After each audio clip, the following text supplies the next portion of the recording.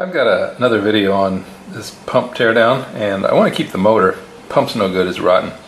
But I've removed the head from it. So let's talk about reassembling this. And what I've done is I've cleaned this up a bit. I've gotten all the carbon stuff out of it. And the reassembly is not that hard. There's a key down here. You put that in there. And then what we're going to do is we're going to put the armature in here. I'll show you that in a second.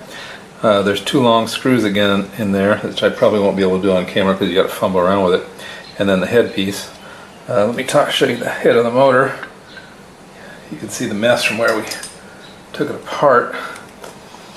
So this is the armature, and it's got two huge permanent magnets down in here, which are going to suck this thing in there as hard as it wants to. And then we're going to have to figure out how to get those screws lined up. That's always the tricky part, get them down in there. And again, this part's keyed over here. So let me do this. And the armature is not free to slip. Normally I'd hold on to the shaft, but I don't have to because it is. Yeah, there it goes. And fingers, ow, ow, ow. Yeah, so it really grabs when it goes. And I've got these, and of course I've got it upside down. So let's try this again, this time taking care not to get our fingers in the way. There we go. And there's the key on this side. I've removed the carbon brushes out of here. You can't assemble one of these with the carbon brushes in place. So here's the key, and there's the other part. And okay, so let me go off camera a bit and get these in there. Get my screwdriver and all that, and I will screw these down. I got them started, and then I will put in the carbon brushes and we'll be done.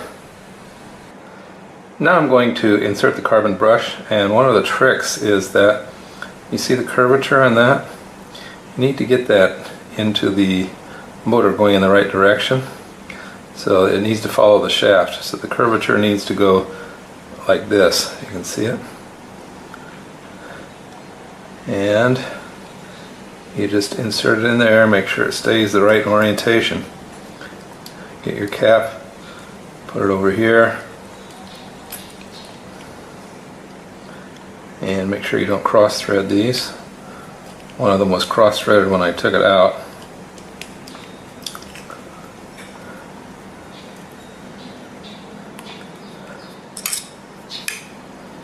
And you don't have to tighten it down a lot, just enough so it won't back itself out in operation.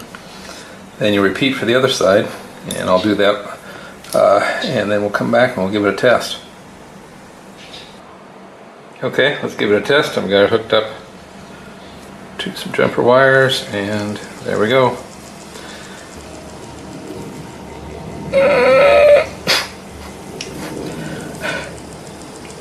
A lot of power.